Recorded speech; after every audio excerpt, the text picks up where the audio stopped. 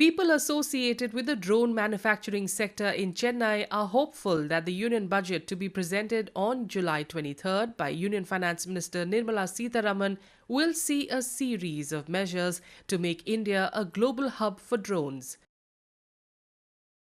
I believe that there is going to be a lot of design link incentives for also service-oriented incentives for the drone sector.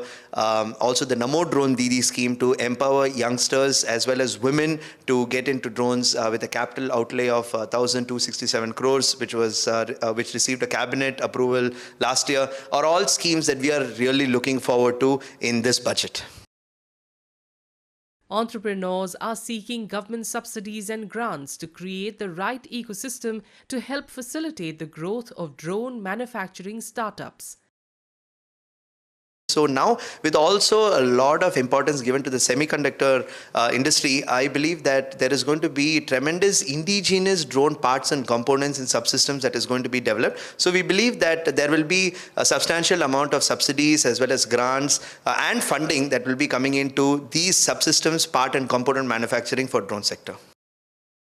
As Nirmala Sitharaman gets ready to present her 7th straight budget, the drone manufacturing sector is looking forward to a major impetus to help the expansion of the sector.